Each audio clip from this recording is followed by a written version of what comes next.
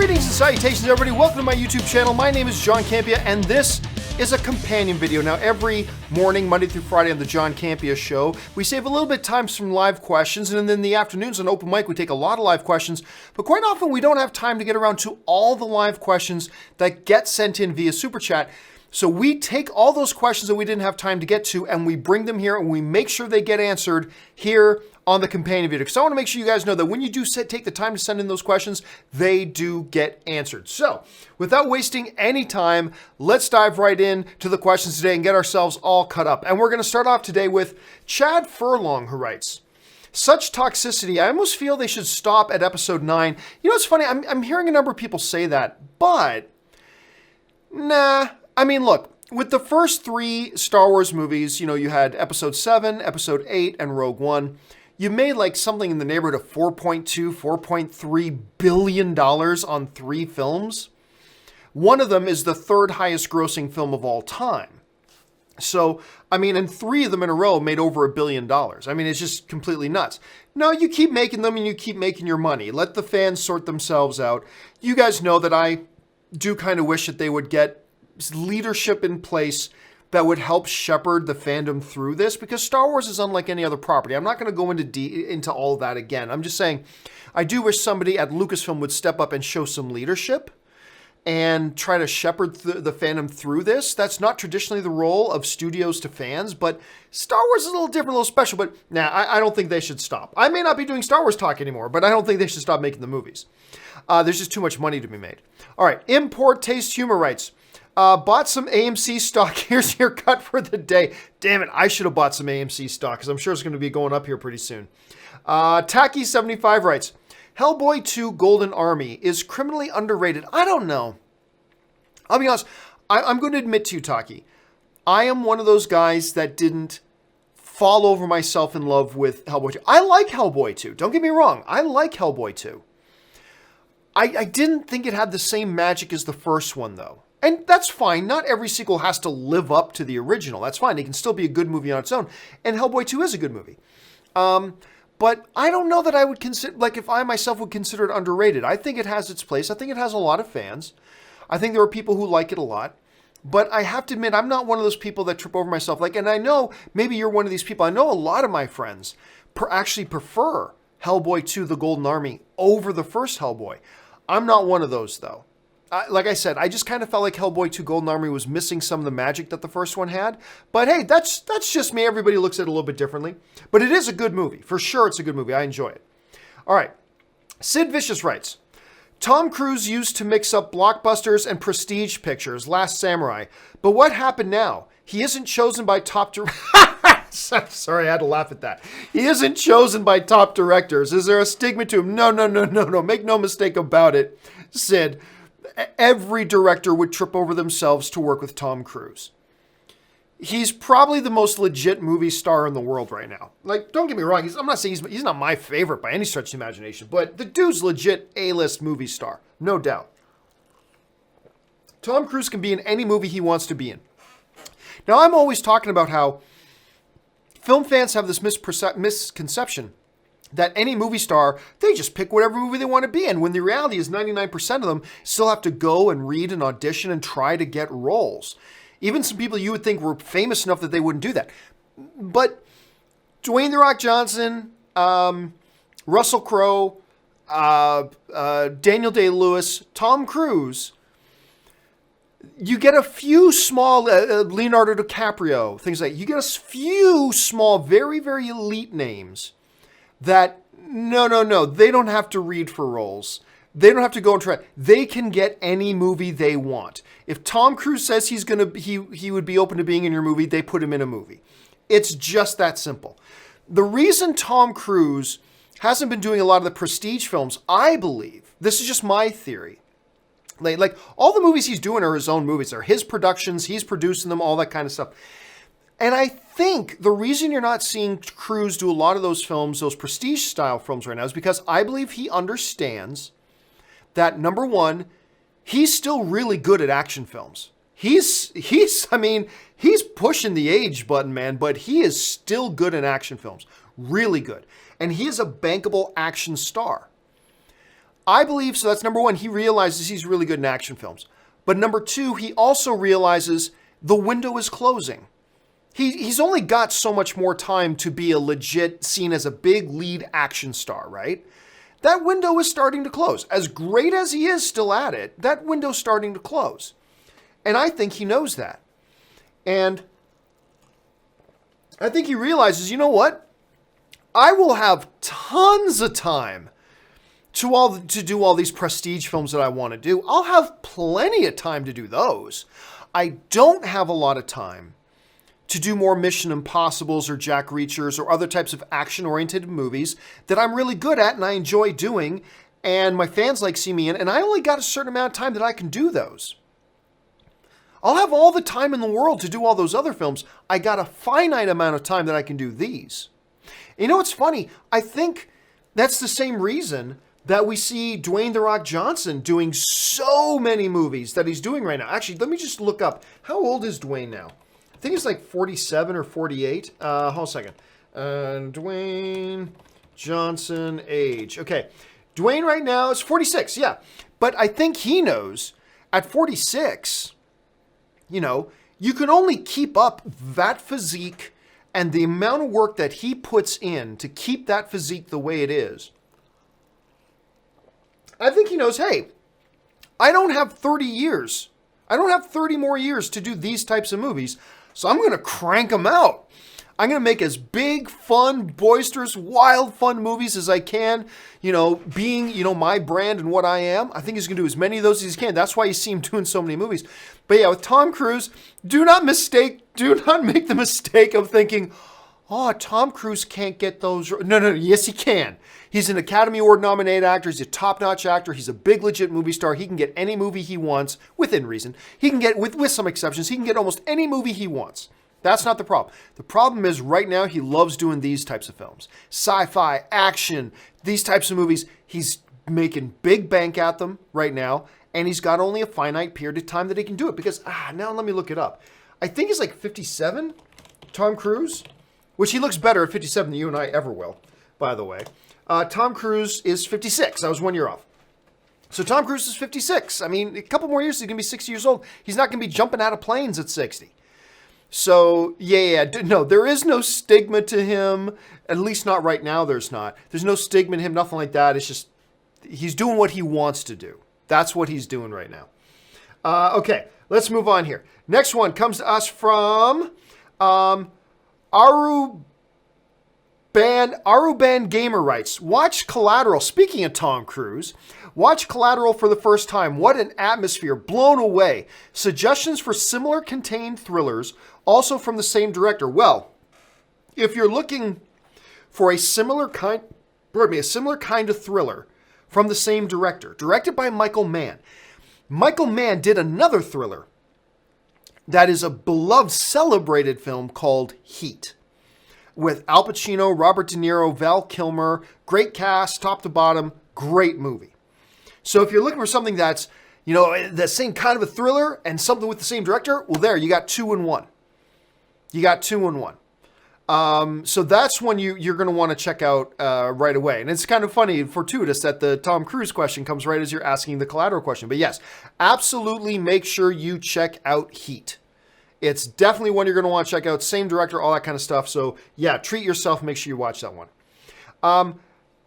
Alcoholophile writes, I wanted to recommend Season 4, Episode 1 of Black Mirror. Star Trek-inspired, great takedown of toxic fandom embodied by Jesse Plemons. You know, I've had I just never gotten around to watching it. I've had so many people tell me about that episode of Black Mirror. I've only ever seen one episode of Black Mirror. And it was the one where they're living in virtual reality and 2 girls meet and fall in love. One's like paralyzed, one's a senior citizen, something like that. I can't remember. I think Mackenzie Davis is in that one. I can't remember for sure. But anyway, that's the one Black Mirror episode I've ever seen. But I've heard tons about that Star Trek fandom one, and I've got to check it out. If you guys don't know what he's talking about, look it up and watch it because everybody's talking about it. You know what? Anne's gone away for the week.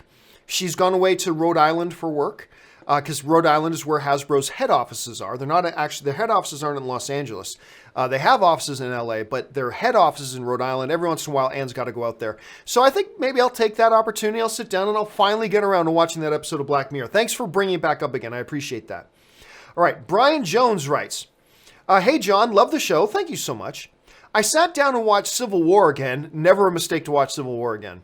Where was Vision most of the airport battle? Bugs me so much. Keep the filth. I don't know. I mean, look, the interesting thing about that big airport battle, one of the greatest action fight sequences in the history of cinema, is that, you know, the camera can only be on a couple of people at a time.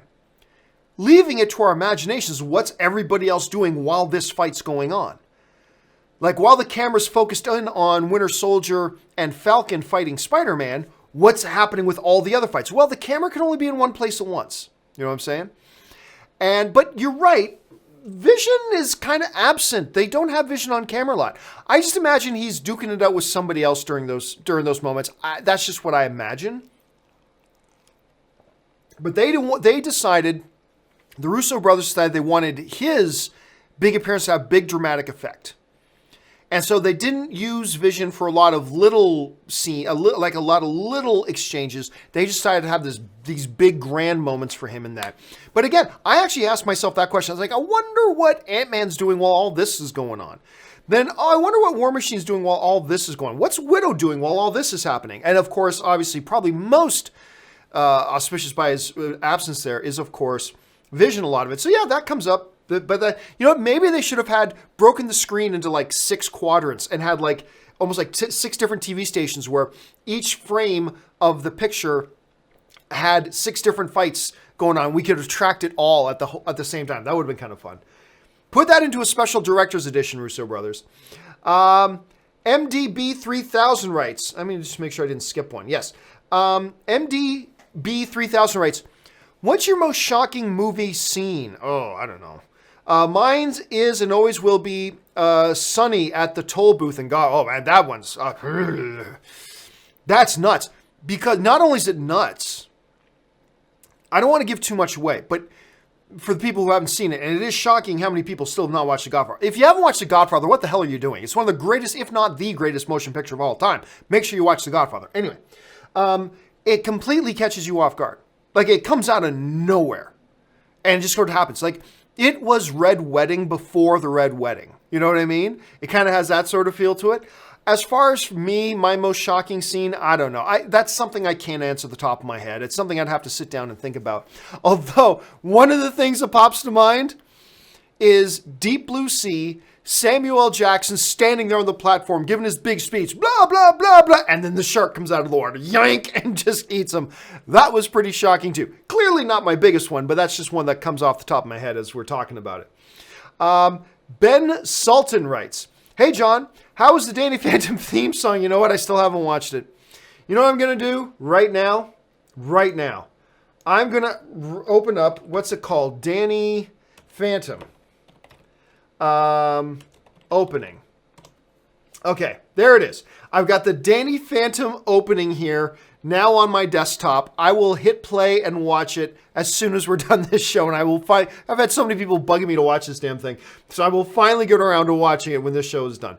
All right, Jack Reacher writes, ScarJo is an actress. Her whole job is to pretend to be someone else. Why would she need to be transgender to play a role? That's just stupid. I mean, that's kind of the way I think right now. But, you know, look, there's a lot of nuance to the topic. Of course, we're talking about how there's this movie coming out called Rub and Tug, that it's about a real-life mobster figure in Pittsburgh in the 1920s, I think. I can't even remember the date.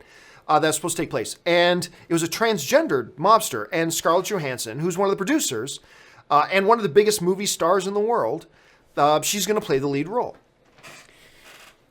This got some people upset, saying, why not have a transgender actor play it? Well, and Scarlett Johansson's response, while maybe not very tactful, she made a great point. Nobody complained that Jeffrey Tambor was playing a transgendered person in, I can't remember the name of it now. But the show on Amazon that won him an Emmy Award, right? Won him an Emmy. Nobody complained when Jared Leto played a transgender character and won an Academy Award for it. Is it Felicity Huffman? Nobody complained when Felicity Huffman played a transgender character in Transamerica and was nominated for an Academy Award for it. So why people are picking and choosing now and deciding to pick on Scarlett Johansson is a little bit beyond me. At the time, everybody's celebrating like really good positive portrayals of transgender characters, and we should be celebrating that. And everybody celebrated what Jared Leto did, and everybody celebrated what Jeffrey Tambor did, and everybody celebrated what Felicity, I think her name was Felicity Huffman. Anyway, so why now pick on Scarlett Johansson? One of the biggest movie stars in the world. And I mentioned this to myself. I mentioned this to myself on one of my shows the other day, and I simply said this. I understand there's a lot of different ways to look at this, and the position I have on this topic right now could be different 1 week from now. It could totally changed 1 week from now. And I am by no means saying that the way I'm thinking right now is the definitive right way to look at it. Not at all. Not at all. I'm just saying that, like I said, actors play people and things that they are not. That's what acting is. I do not believe for a second that you need to have a transgender actor to play a transgender character. Nor do I believe that a transgender performer is disqualified from playing a non-transgender character. I don't think that should be the case either. So, actors play people and things they are not. Scarlett Johansson is not a transgender person. Producer's responsibility to do what will best to bring most success to their movie. That's a producer's job. And the reality is, you have a movie with Scarlett Johansson, all other things being equal, get a movie with Scarlett Johansson in your lead, or a movie with somebody else in your lead that nobody else has heard of. The movie with Scarlett Johansson, it's going to make more money. Having Scarlett Johansson, it does not guarantee a blockbuster. No way, no how. No way. Those days are gone. Having a big star in your movie does not guarantee a blockbuster. However, you get the same movie, all things being equal, put one of the biggest movie stars in the world in the lead, and then do the exact same movie and put someone that no one's ever heard of before in the lead. The one with the big movie star, while it may or may not be a blockbuster, it will make more money than the other one. All other things being equal. Can anybody deny that? Like, remember, I'm saying if it's the exact same movie. So let's say that, what's a good example right now? Okay, let's say Jumanji was coming out right now, right? Exact same movie, exact same script, exact same dialogue, exact same story, exact everything. And in the lead role is some guy named Gus Smith. Somebody you've never heard of. Now take that movie, completely carbon copy it, but take out Gus Smith and put in Dwayne "The Rock" Johnson. Which one of those, do you think there's going to be any difference between the box office? You're damn right there's going to be a difference in the box office. You're a fool if you don't think there's going to be a difference in the box office. Obviously, there's going to be a difference in the box office. And a producer's job is to do what is best for the movie. That's a producer's job. What I think, again, like I said, I think there's a lot of different ways to look at this. And I don't think the way my head is looking at it right now is necessarily the right way. And my mind could change. But that's just basically how I kind of see it right now. Okay, anyway, next up. Anthony Lusulano writes, I also recommend John Carter and Free Fire. John Carter is fantastic. John Carter is just a great example. Let me just pull up something here on John Carter. John Carter is just absolutely just a tremendous pure sci-fi film that was marketed horribly. Just brutally marketed. We've talked about that many times. I think John Smith is a great, or John Carter, I should say, is great. Free Fire was really interesting. I believe it had Brie Larson, Armie Hammer, really kind of crazy weird, kind of in the vein of a Snatch. Nowhere near as good as Snatch, mind you, but kind of in the vein of Snatch. Charlton Copley, Scarecrow in the Christopher Nolan Batman movie, Cillian Murphy. Great cast, kind of weird, bonkers action film. You should check it out. It is pretty fun. Let's see here. Steve Roth just sent in a super chat. Thanks, Steve. Steve Roth wrote, regarding Ghost Dog from Open Mic, the ice cream vendor is the River Tribe Elder with the green disc from Black Panther. I cannot remember the question of what we were talking about from Open Mic. Sorry about that. I understand the River Tribe, but you're talking about something Black Panther. Ice cream vendor, is Ghost Dog the name of them? I can't remember, man. Sorry about that. But for those of you who do remember, you'll understand what Steve's talking about. Marvin777 writes, do you think the 2008's Incredible Hulk film would do differently today at the box office? Did the Ang Lee film have an effect on it in any way? I think so. I'm actually in the 2008 Incredible Hulk movie. See if you can find me. They actually shot a lot of that movie in my hometown of Hamilton, Ontario, Canada. And I remember standing on the balcony of my apartment at the time and taking pictures of the street below where they had all the set. Like the big street scene, the big street fight between Abomination and Hulk. Hamilton, Ontario, Canada. King Street on Hamilton, Ontario, Canada. And I lived right there and I was looking down on it. It was amazing. Yeah, I'm pretty sure the Ang Lee one. By the way, I didn't mind the Ang Lee film. They did some really dumb things, but I thought it was kind of bold and gutsy what Ang Lee did, kind of telling the story in a comic book panel sort of way. I thought that was interesting. But it wasn't great.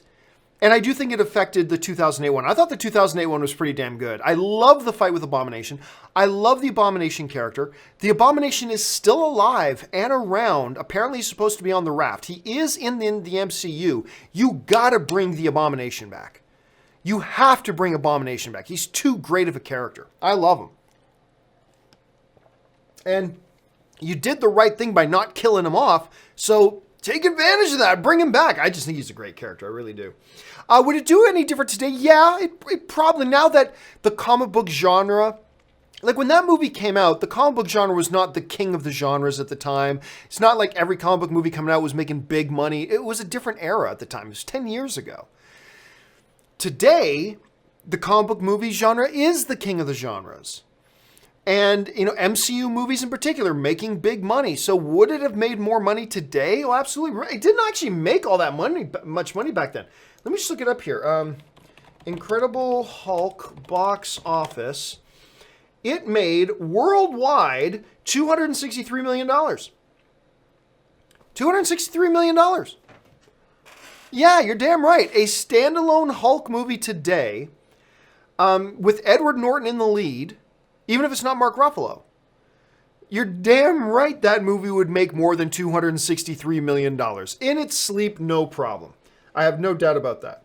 I'm not saying it would be a billion-dollar film, not by any stretch of imagination, but it would be much bigger than it did. Let's see. Jordan's Channel writes, in Ant-Man and the Wasp, what did you think about the joke where they make fun of themselves? I have no idea what we're talking about there. Of how Marvel uses baseball hat, jacket, and glasses is their disguise. Not quite sure I follow, Jordan. I'm not quite sure exactly what it is you're asking there. Like, what did I think about them using baseball caps and jackets as a disguise? I don't know. They seem to make a joke about it. I mean, I honestly didn't pay much attention to it. It was a little gag in the film, and it was okay. What I think is happening here is that I'm missing the point you're probably trying to make. Do me a favor and send me an email to john@thejohncampusshow.com and kind of flesh that out a little bit more. I'd be curious to know what it is, because I'm clearly missing your point. Let's see if we can correct that. Marvin777 writes, I used to disagree with you about Gal Gadot, but after watching Wonder Woman, I can't help but feel that Chris Pine made me feel Steve Trevor was the heart of that film and possibly a bigger hero in the end. Well, I don't know about it. I mean, I think narratively, Wonder Woman's the hero. Steve Trevor is clearly a big hero in the film. Certainly, yes. But Wonder Woman is the hero of the film. But to me, unless you're coming at it from a biased position and already have it figured out what it is you're going to say before watching it, you can't watch that movie from an objective point of view and not clearly see that Chris Pine is doing all the heavy lifting acting-wise. Chris Pine brings the heart and feel. And while he and Gal certainly has some pretty good chemistry on screen, Chris Pine does all the heavy lifting in that movie. Where I come from, we call that slavery. It's like, oh God. Oh, God. And that line in the hands of a better actress probably would have come across much, much better. But look, at the same time, I think those of us who were critical of Gal Gadot's casting will say she did better than we feared she would have. And I think you got to give her due. I think she did better than I feared she would. I straight up feared she was going to flat out ruin the movie.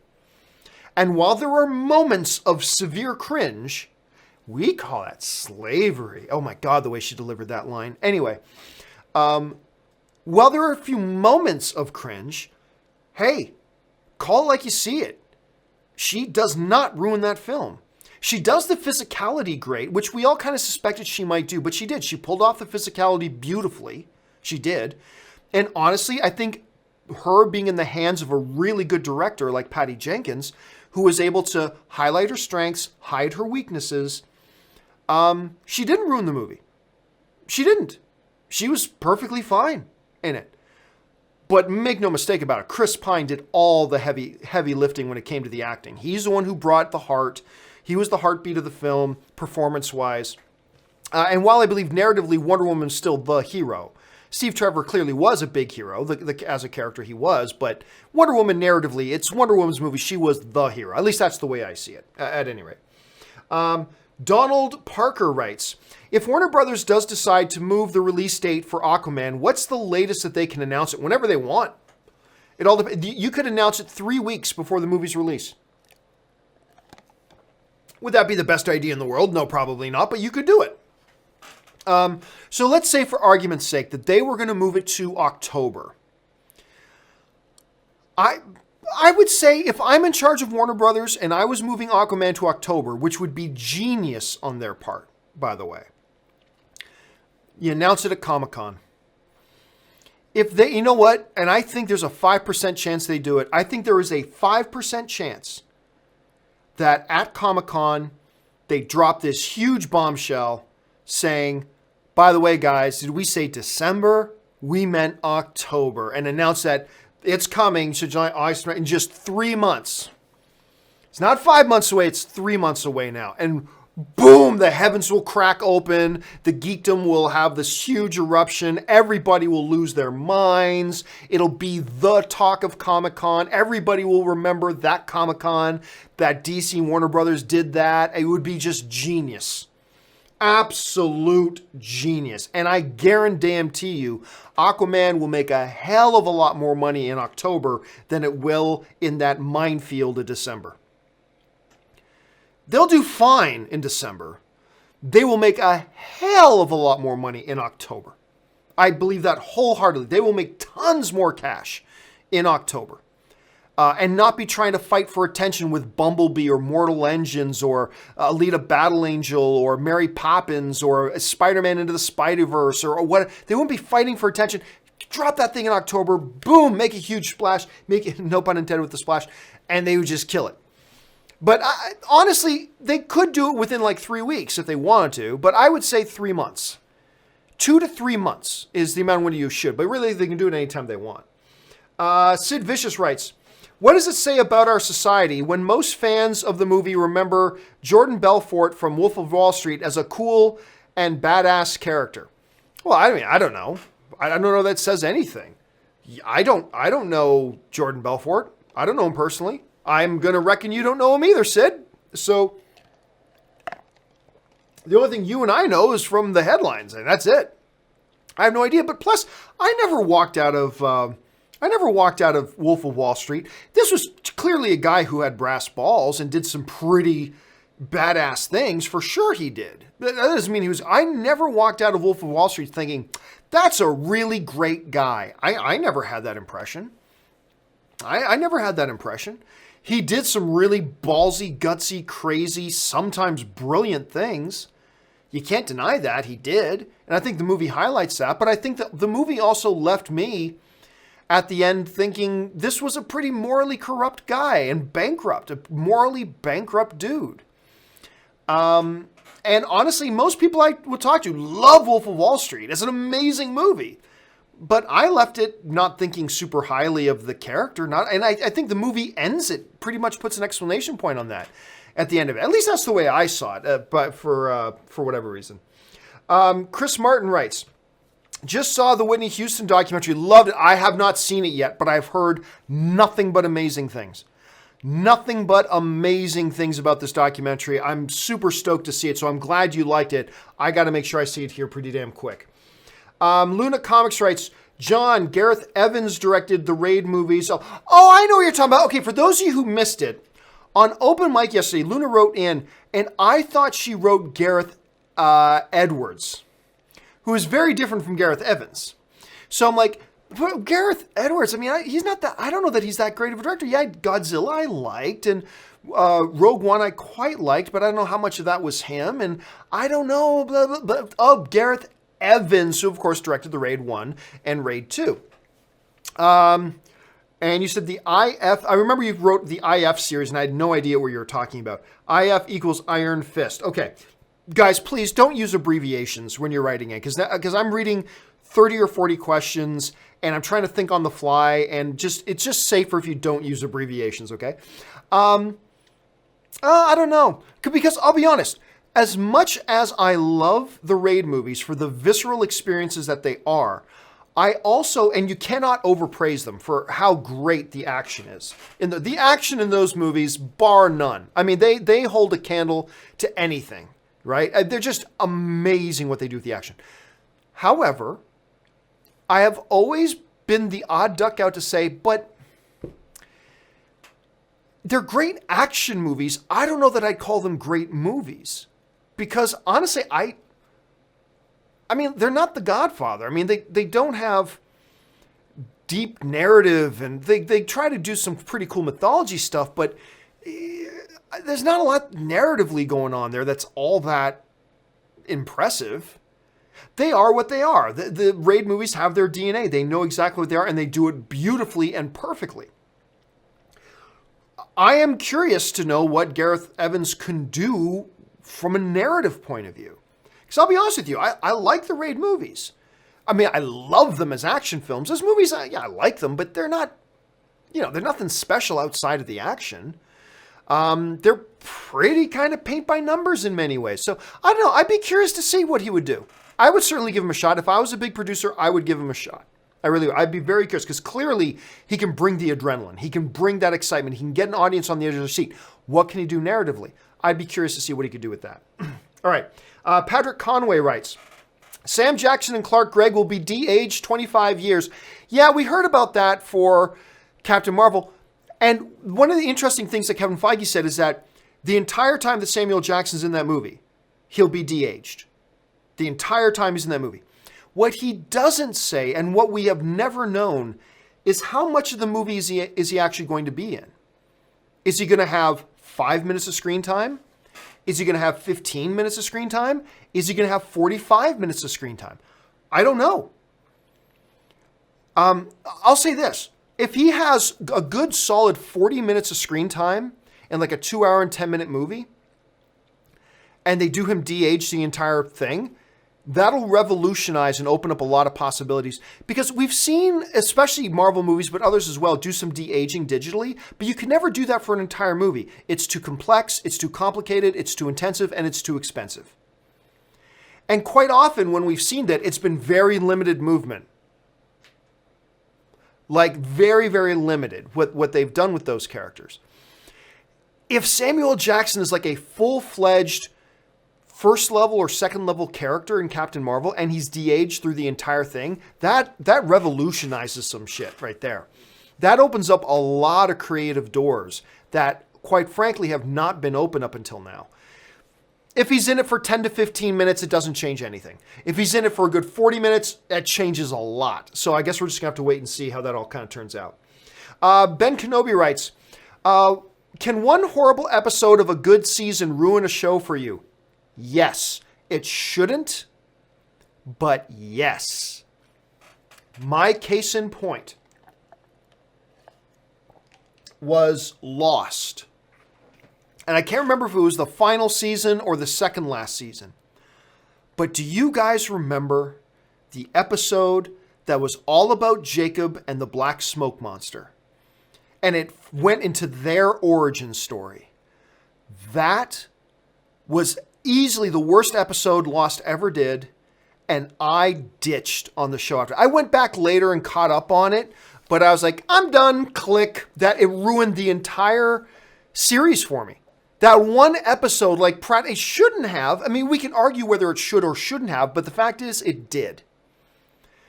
It not only killed the season for me, it kind of killed the series for me.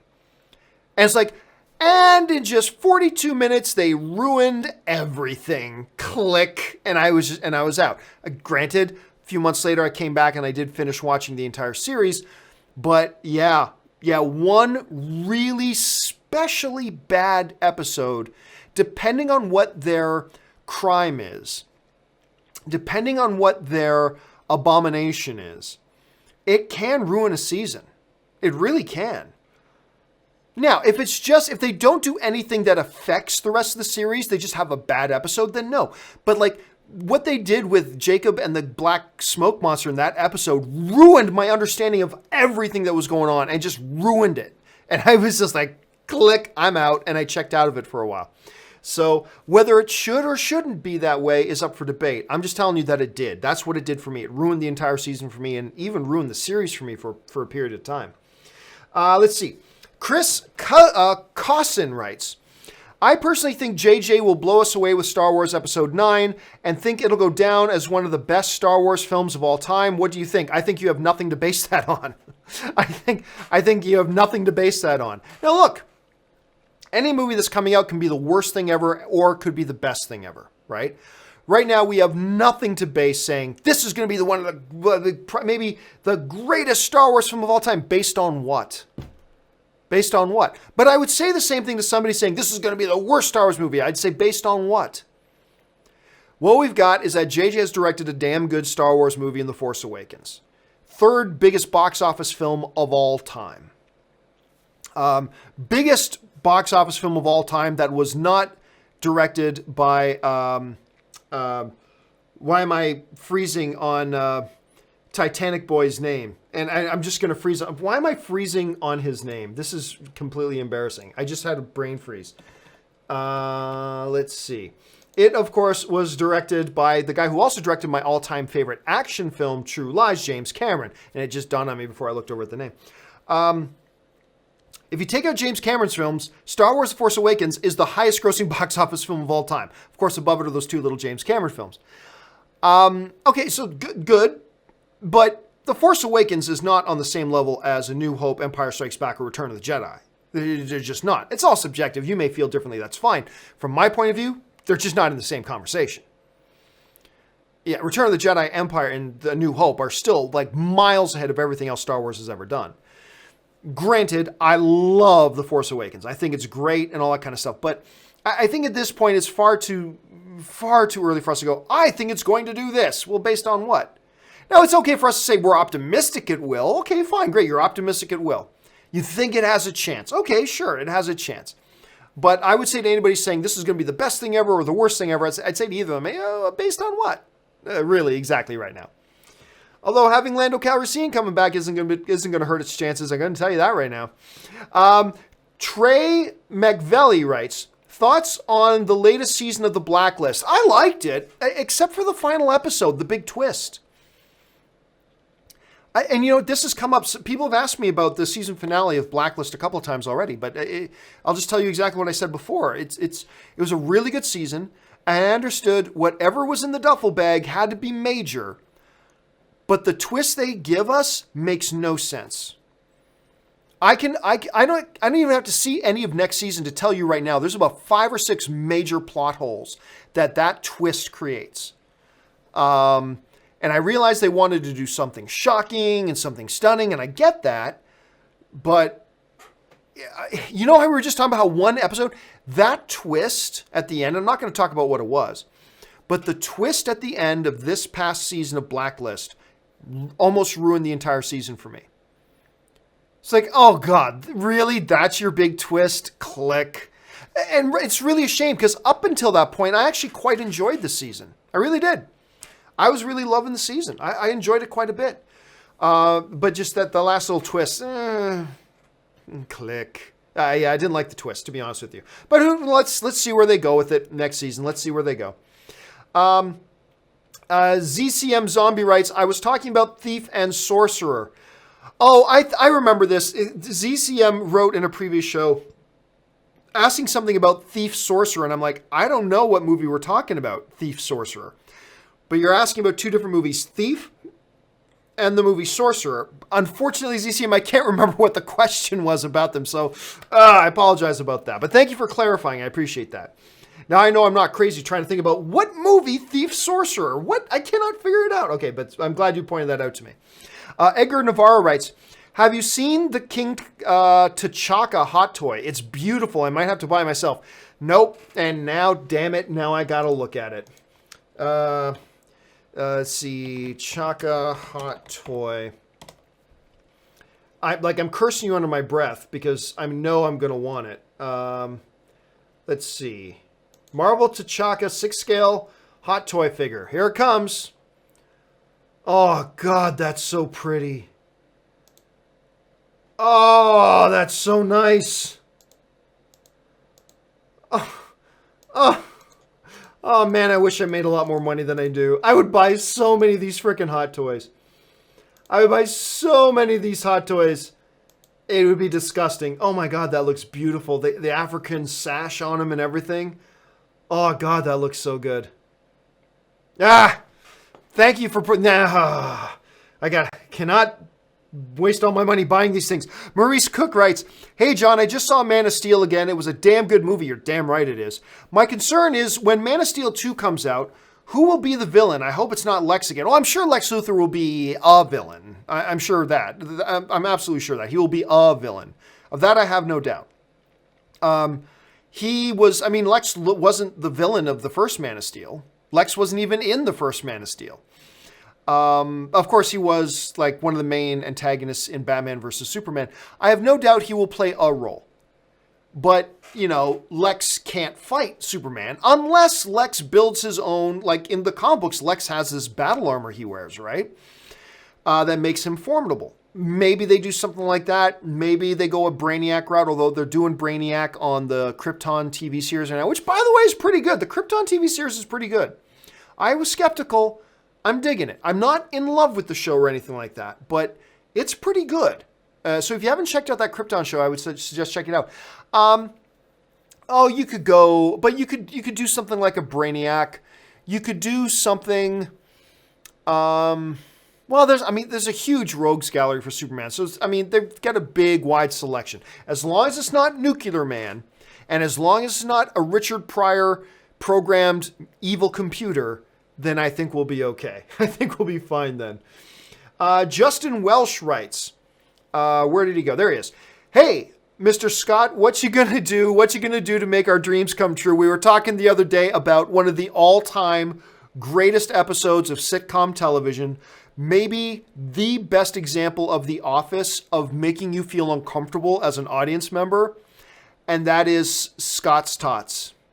We talked about, I won't go into all again, we talked about it the other day, but yeah, that was hey, Mrs. Scott, what you gonna do? What you gonna do to make our dreams come true? It's just, oh my God, it's such a good episode. Guys, just jump on Netflix, look up Scott's Tots episode of The Office. You don't even have to watch any other episode of The Office. Just watch that. It's one of the greatest episodes of sitcom television in history. It's so damn good. Let's see. Devontae Brown writes, thoughts on the original's final season so far? You know what? I haven't kept up. I watched like the first 2 episodes, and I like the setup. Like Elijah, who is one of my... Elijah Michelson and Lucifer. Lucifer's probably my favorite character on TV right now, but Elijah Michelson's in my top 3 or 4. And he has been for a long time. I love that character on the show. But Elijah doing forced amnesia and just that whole setup, I really like it. So I have not kept up. They're probably on episode like 7, 8, or 9 by now. I've watched the first couple. I like it so far, but I have not had a chance to catch up fully yet. I'm sure I'm about 5, 6, 7 episodes behind. But what I've seen of it so far, I'm enjoying it. I am liking it. It feels like a good start to a final season. So here, my fingers are crossed. It keeps the quality up. We'll have to wait and see. Let's see. Travis D writes, so 54, the director's cut. Ever get a chance to catch it? It's a complete redo of the 1998 film, and it could have earned Mike Myers an Oscar nom. I've never seen the director's cut. If you're talking about the one with Nev Campbell, Mike Myers, Ryan Felipe, I mean, I didn't like the original all that much. I thought it was okay. So, no, I've never watched the director's cut. Mike Myers and Oscar. I mean, I thought Mike Myers was good in the movie, but I don't know. I mean, granted, it's probably been a good 15 years since I've seen it. And no, I know for a fact I've never watched the director's cut. I just remember not liking the original all that much. So maybe it's something I'll have to keep an eye out for and revisit. Patrick Conway writes, if you love Sing Street, you've got to see The Commitments. Oh, I do like The Commitments. Another movie about a band put together. Great music, Irish charm. It's a national treasure over here. I really love The Commitments. One of the really cool things, because I was a big Star Trek fan, right? I remember one of the first things, this is a stupid thing to be the thing that I noticed, but I remember one of the cool things about The Commitments, and for those of you who don't know the movie, this won't mean anything to you, but because I was a big Star Trek fan, Mr. O'Brien, remember him who was on like 2 or 3 of the different Star Trek shows? He was on The Enterprise, he was on Deep Space Nine, anyway. The actor's name is Cole Meany. He was in like Con Air, and he was in a few other things too. Anyway, and he's also in the new movie coming out, Tolkien, with Lily Collins. He's going to be in that as well. Anyway, I believe his name, the way you pronounce it is Cole Meany, I think is the way you say it. But anyway, I just remember the first thing about The Commitments that I noticed was it's got Mr. O'Brien from Star Trek in it. But you're right. It's got great charm. It's got great music. It's got good humor. The Commitments is a really nice little movie. So yeah, absolutely. Good one to point out, Patrick. If you haven't seen The Commitments, check it out. Jump on YouTube or something. Look up the trailer for it. I think when you watch the trailer, you'll go, okay, yeah, I got to watch that. It's a really charming, fun little film. Let's see here. Sid Vicious writes, in 2013, a lot of younger fans like Wolf of Wall Street, but felt American Hustle was overrated. Is it because one movie romanticized criminal behavior? No, I don't think so. I don't think so at all. I actually think, personally, I thought American Hustle was overrated as well. I'll be honest with you. I thought American Hustle was overrated as well. And I was so looking forward to that movie, and I think it's good. I think it's a good movie, but I thought it was overrated. I think Wolf of Wall Street is by far the superior movie to American Hustle. I think it's by far the superior movie. It has nothing to do with romanticizing criminal behavior. Lots of movies do stuff like that. I didn't find that at all. So I didn't look at it that way in the least, to be honest with you. And I also thought that, yeah, I thought American Hustle was overrated.